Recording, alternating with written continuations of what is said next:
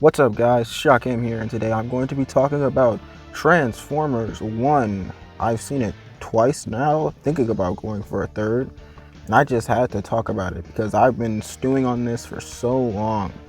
This movie is really good. I'm going to talk about pretty much mostly spoilers, but I'm going to try to keep it spoiler free for a quick sec. So, without going into spoilers, I would say this movie is pretty much, I'm going to save the score, but this movie is fantastic. This is one of the best animated movies I've seen this year. This is probably one of the best movies I've seen this year. No understatement. I saw it with a friend of the channel, Hunter. By the way, go subscribe to the podcast channel. Please, I beg. But yeah, I saw it with him. We had a great time. We were able to notice all the references and stuff, and that was cool. Story was amazing. This movie really felt like it was made by a group of Transformers fans. Like, there were so many references to the lore. There were so much new changes that were great. Fantastic movie. Watching the story of Optimus Prime, or before he's Optimus Prime, Orion Pax and D16 become Optimus and Megatron was so well put to screen. It was so enjoyable to see. I was locked in for all of it. I was believing it. Every single turn that D16 made before he turned into Megatron, the turn to Megatron, what he does at the end of the movie that pretty much cements him as the king of the Decepticons, and Optimus Prime, his heroic move that makes him become Optimus Prime. It was so well written and the characters are so well fleshed out, which actually, now that I have that on top of my head, I want to talk about the characters. I thought that the cast in this movie was like pretty good. When we first got the announcement that Chris Hemsworth, I almost said Pratt, Chris Hemsworth was voicing Optimus Prime, I know we all got a little shiver down our spine having another Chris Pratt Mario / Garfield situation. But no, he did fantastic. I remember telling Hunter multiple times throughout the movie, I forgot it was Chris, and I just only heard Orion Pax and then Optimus Prime in the end. And it was so good. And then Brian Tyree Henry, he did so amazing as Megatron. He convinced me every single word out of his mouth that he was turning and everything that was happening to him. I was on board with everything that he was doing. I mean, up until the end, obviously, because he's a Decepticon and he becomes a Decepticon, he does a bad thing that leads to bad things. It's a whole thing. Bumblebee and Elita 1, or as I like to call Bumblebee, Yapatron 5000, they didn't get much to do, but they were there. They in the scene where they got their cogs to get their transformations, they were very important. Elita had a pretty big role in the movie. Bumblebee was, the comic relief, but he still served a purpose in the story. They helped out in moving the story along. And Lawrence Fishburne is Alfred Tryon. That was so good. Multiple times also, I forgot that was him. If not for his amazing voice, I would have, he fell right into the role. And John Hamm as Sentinel Prime, I did not even know that was John Hamm when I first heard it. That's how good of a job he did. He's a very, very good voice actor. I don't know how much he's done. I'm gonna look into that later, but he slipped into this role fantastically. Of course, Starscream was also there, and the rest of the High Guard, consisting of Soundwave and Shockwave. So good to see them. They were done so well, especially Soundwave. You can't really get Soundwave wrong. Every adaptation of him is a banger, and Shockwave too. Honestly, like, I don't think we've ever had a bad Shockwave. They've all been really good.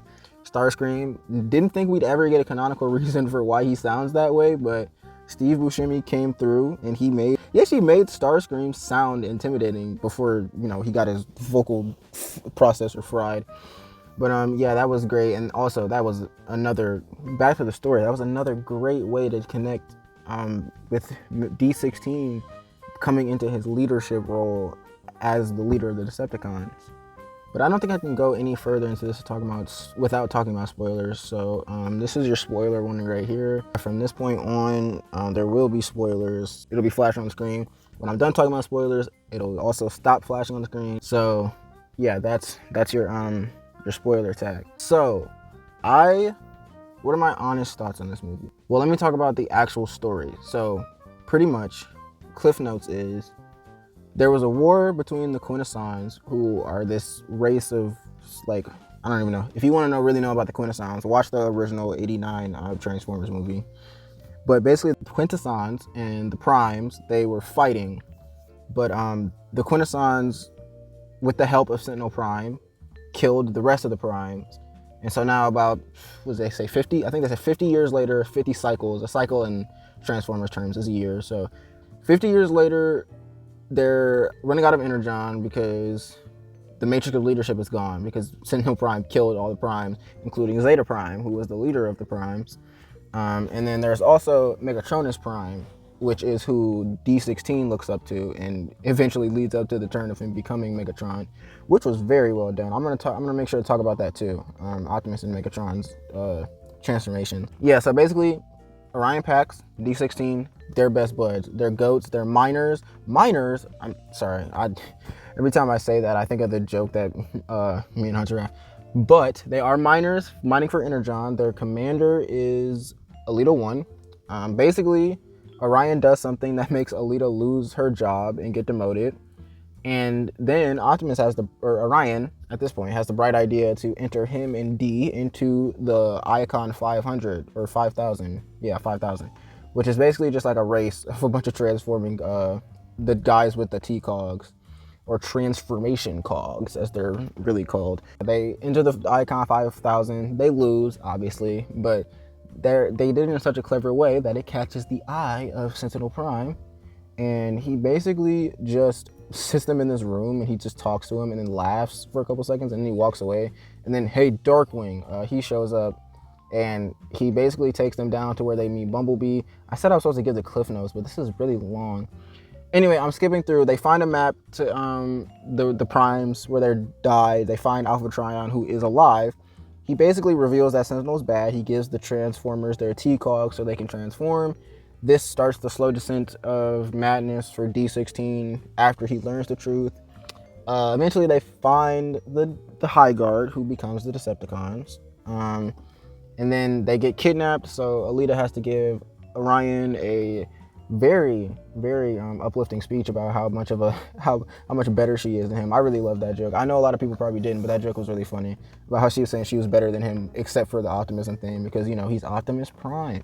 So basically, they go rescue Bumblebee or he's B127 at this point. I'm just gonna call them their names because this is really confusing for my brain.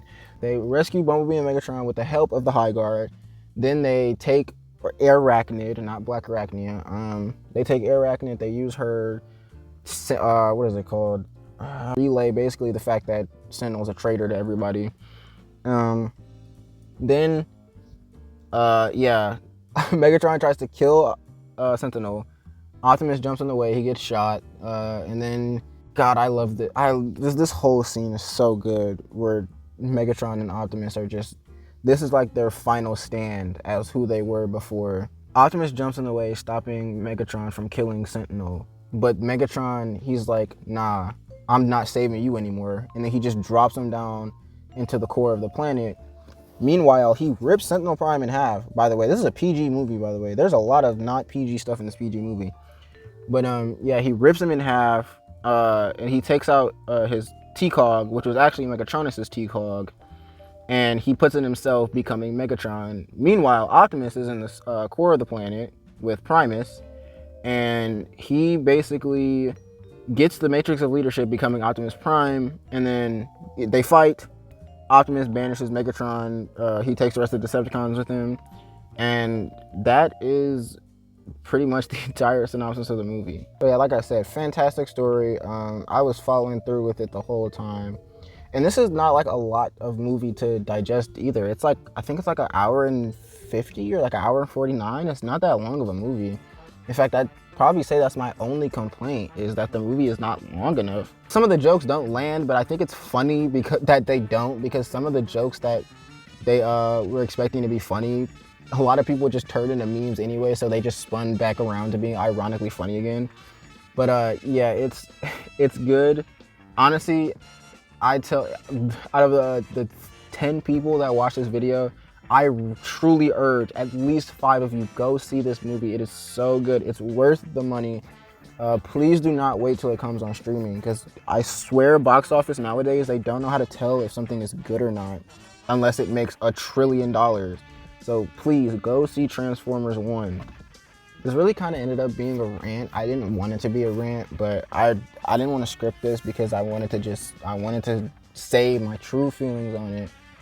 No script, no multiple takes. As you can tell, there's probably a lot of cuts in here. I just wanted to tell you how good this movie was and how much I love this movie. I didn't make a review for it on the channel, but I did review Deadpool Wolverine. I gave that a 9 out of 10. And everybody who knows me personally knows how much I love that movie. But this, I'm gonna give this movie, this is probably my first ever 10 out of 10. This movie is a 10 out of 10. I'm not hyperbole, I cannot stress, this movie is so good. Go see it. So much hard work was put into it. It's worth the money. Anyway, I'm gonna stop rambling because I've gone on for long enough. If you like this video, please subscribe to the channel, or at the very least, give me a like. I'll give you tiny kisses if you give me a like. And yeah, go watch my last video. Go watch my reaction video to the Thunderbolts trailer. That's online now. And anyway, I'll see you guys later. Goodbye.